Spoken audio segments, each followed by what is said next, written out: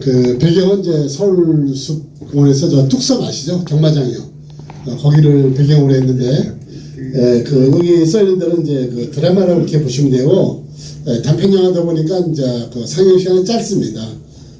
그 외부 극장에서 하는 거는 이제 장편 영화고 또 상업 영화이기 때문에 길지만, 그 노인 영화는 이제 단편으로 돼 있어요. 그래서 그 짧은 영화를 갖다가 전체적으로 이해하시기는 좀 어렵습니다. 그래서 이런 영화를 통해서 좀 보충 설명을 드리고, 그리고 이제 저하고 또 관객과의 이런 대화 시간, 뭐 이런 시간을 갖는 게 이제 오늘 매주 이제 목요일 날 이 장소에서 이렇게 영화를 보시고 또 토론을 하고 이제 이런 시간을 보내고 있습니다.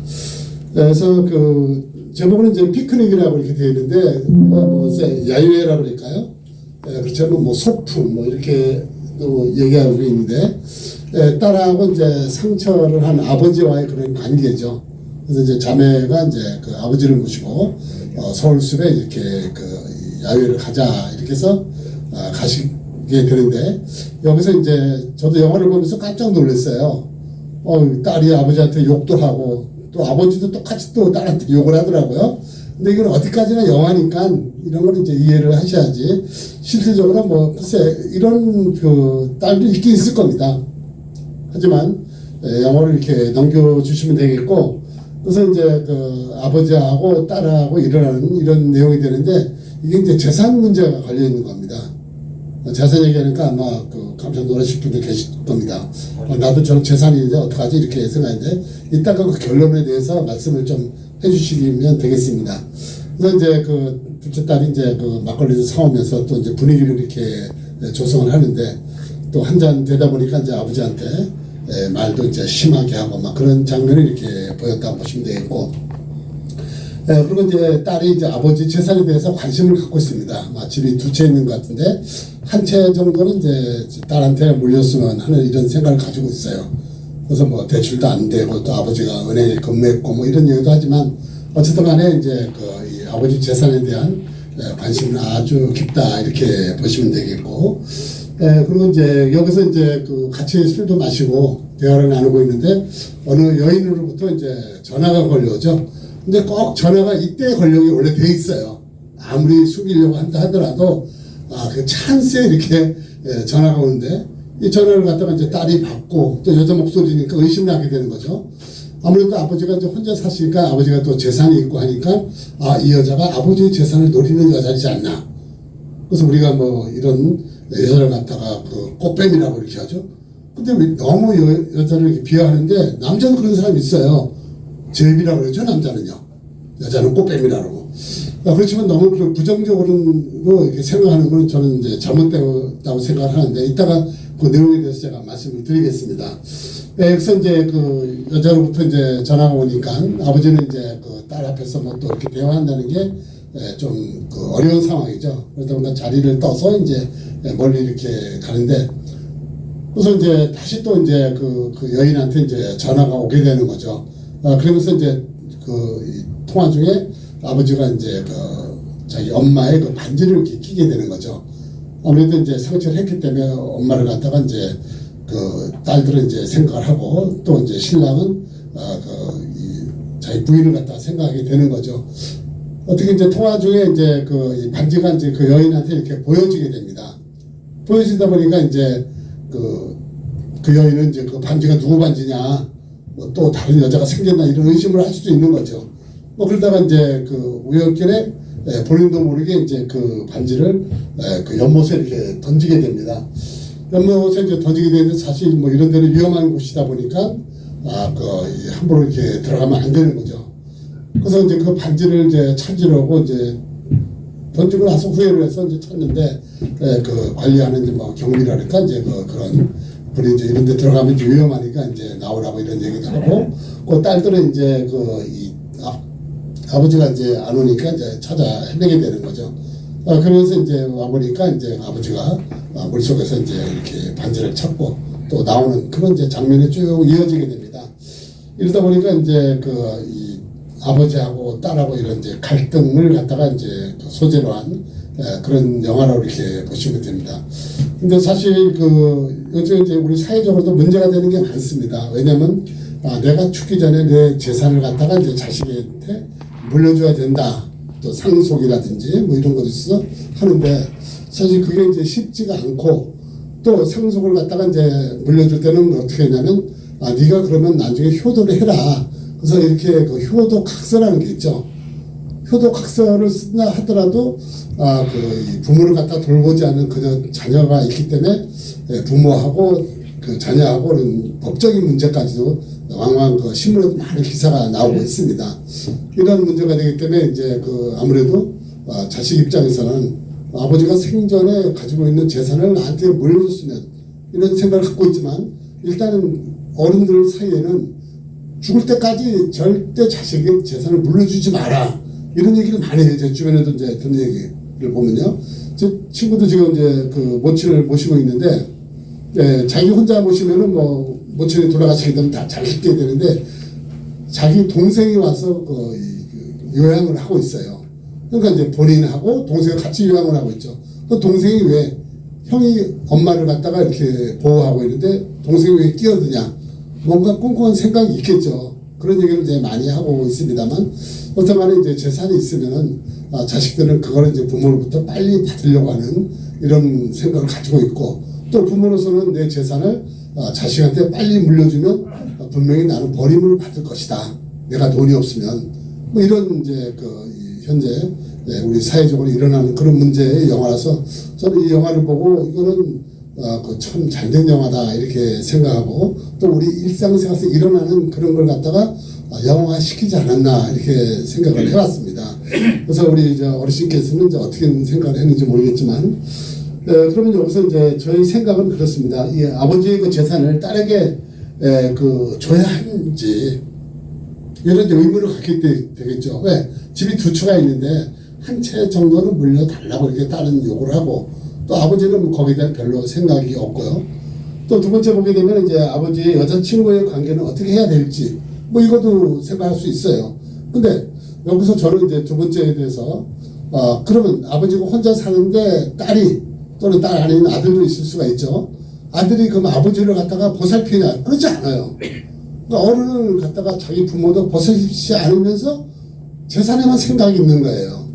그러다 보니까 여러 가지 이제 이 가족 간에도 문제가 생깁니다. 그래서 저는 이제 그 결론적으로 저희 생각을 일단은 말씀을 드리고 또 어르신들의 그 생각은 다 틀릴 겁니다.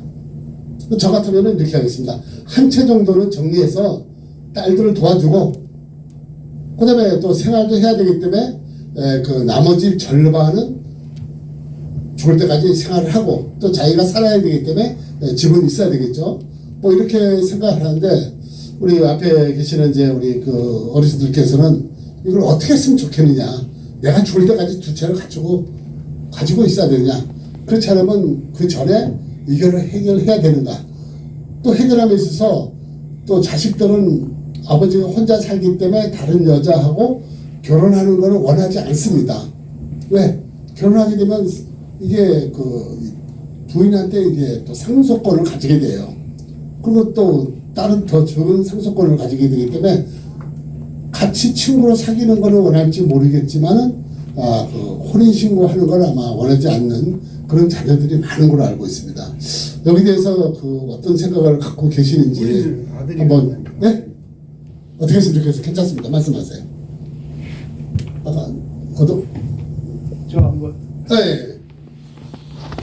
근데 참 천재이고 공연한 그런 분들 좀 아버지가 일찍인지 부인을 잃고 딸 둘하고 이렇게 마지막 여생을 살고 있는데 딸이 아버지를 모시고 이렇게 공원에 산책을 하면서 이렇게 아빠이고 분위기 섞어가지고 자기들도 젊은이들도 좀 막걸리 잘 먹잖아요. 그래서 막걸리 한잔하면서 분위기 좋은데 큰 딸이 조금 말하는 억양이 너무 셌고 이 양이 좀 부드럽게 해줬으면 좋았을 텐데 원래 성격이 좀 욱하는 성격도 있는 것 같고요. 그 딸이 또 밑에 동생은 좀 위로해주고 저는 뭐 괜찮았어요. 근데 아버지가 뭐 지금 살면서 현재 또 어떤 작은 부인 마누라가 이렇게 또 있는 것 같은데 저걸 반지를 그 모친의 반지를 갖다가 이렇게 갖고 보다가 그걸 땅에 강에 던져버렸어요, 그죠? 근데 왜 던졌을까? 그걸 얼른 감췄으면 될 건데 저러다 들어가서 강에서 저거 잘못하다가 저거 수심이 깊으면 그냥 빠질 수 있는 건데 아주 위험해 보였고요. 그리고 저 가족의 유사한 관계는 아마 저거는 그 아버지 혼자잖아요. 그렇죠. 사는 기간까지 어차피 저 세상 백제 돌아가면은 그 가족들에 대한 모든 재산, 집은 다 자식들한테 돌아가는 건 당연한 건데 좀 나머지 여정은 즐기고 여행도 다니고 먹을 거 먹고 시큰둥 이렇게 바르게 살다 갔으면 좋을 텐데 부모는 그래 하나같이 이렇게 젊었을 때 그렇게 노력해서 같은 기관에 다니면서 희생을 하고 좀 마련한 건데 마지막 남은 기간은 저걸 이렇게 허무하게 자식들을 뺏어가려고 오면은 우리 주변에 그런 사람도 있어요. 자식한테 잘 물려줄 필요 없다. 다 쓰고 죽어라. 혼자만 간단히 살 수 있는 정도 뭐 약하게 해놓고 다 쓰고 죽으라 그러는데 요즘 자식들이 안 그러잖아요. 하나같이 저렇게 부모 재산을 노리고 그냥 나중에 아버지 어떻게 보면 부모 빨리 가기도 바라는 그런 자식도 있어요. 참 안타까운 현실이죠. 그럼 우리 선생님은 저 재산이 뭐 많게 저도 많지는 않지만 이제 뭐 7학년 5반인데 어떻게 하겠어요? 자식한테. 저도 뭐 한 2채 갖고 있어요. 저도 저기 은행에 있던 말을 하는 거니까 저도 은행에 한 32년 있다 나왔는데 가긴 저는 대금 다 가지고 주식에서도 한 2억 50억 까먹었습니다. 그래서 거기 많이 투자를 했다가 손실을 봤는데 참 안타까운 현실이죠. 부모는 정말 그 자식한테 부인 물려주겠으니까 있고 혼자 살면서 예? 재산을 내가 자식한테 물려주겠다. 난 그러고 싶은 생각 없어요. 어차피 내가 살면서 뭐 무슨 거두면 자식한테 당연히 가는 거 아니에요? 사는 기간까지 여생을 좀 젊었을 때 일만 하다가 평생을 이렇게 험하게 살아왔는데 쓰고 죽고 그냥 여행도 다니고 전 그래서 1년에 꼭 한 번씩 나가요. 여름에 작년엔 뭐 북유럽에 갔다 왔지만 3개국은 그렇게 우리 인생에 나이 드신 분들 그리고 인생 끝놓으면 이 마지막 남녀세 언제 갈지 모르잖아요. 그래서 즐기고 가라. 좀 그렇으면 좋을 것 같습니다. 여자 관계는 어떻게 했으면 좋겠어요? 어제 관계는요. 결혼하지 외롭지 않고 않고 제가 노생을 좀 즐겁고 외로움을 달랠 수 있는 그런 거 여자하고 이렇게 자주 만나는 건 좋죠. 그러나 자식들이 볼 때는 상당히 이제 반대할 거야 아마. 굉장히 뭐 화를 내고 아빠 그냥 막 좋지 못할 얼굴 찌푸린 경우 있을 텐데 숨겨야지 뭐 저런 게 숨겨야 되고 예? 걸렸잖아 전화. 근데도 이렇게 편하게 뭐 좋게 얘기 안 하고 넘기고 그러는데 아무튼 그렇습니다. 자식과의 부모의 대화 관계를 좀 잘 아빠가 보니까 뭐 자식들한테 이해를 많이 하는 편이에요. 화를 내도 이렇게 아빠 같이 이렇게 어울려서 화를 액정을 내는 편도 아니고 이해를 하는데 정답이 없는 것 같은데 뭐 다른 분 계십니까? 다른 분 계세요? 우리 지금 뭐 한마디 하시겠어요? 글쎄 일단은 뭐 결론을 맺겠는데 뭐 정답은 없는 것 같습니다. 왜냐하면 이제 그 재산을 다 이렇게 자식한테 물려주면은 뭐 자녀가 부모를 갖다가 모시겠냐 이렇게 그렇지 않죠.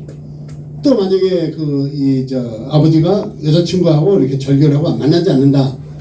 그럼 자식이 또 아버지가 놀아주진 않잖아요. 자식은 자식의 그 생활이 있기 때문에.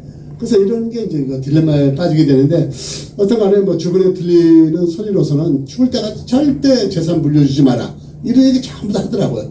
근데 또 사람 마음이 약하다 보니까 물려줘서 또 뭐 사업한다 그러면 뭐 집 한 채 주고 뭐 주고 해서 이게 다 마음 그러는데 어떤 간에 하여튼 재밌는 이런 저희가 그 영화를 보시면서 아 이게 참 남의 일이 아니구나.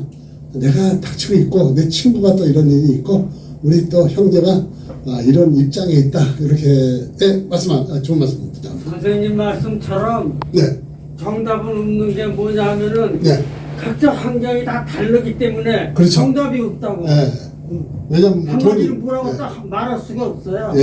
예. 예, 돈이 없는 사람은 또 그 사람 물려줄 수 없잖아요, 그죠? 성격이 다 다르니까. 예. 예. 그래서 이건 어떡하냐 영화니까요. 예. 아 이런 것도 있구나 이렇게 생각하시면 맞습니다. 저는 그래서 정답이 없다. 예, 예. 하여튼 이 좋은 영화 보시고.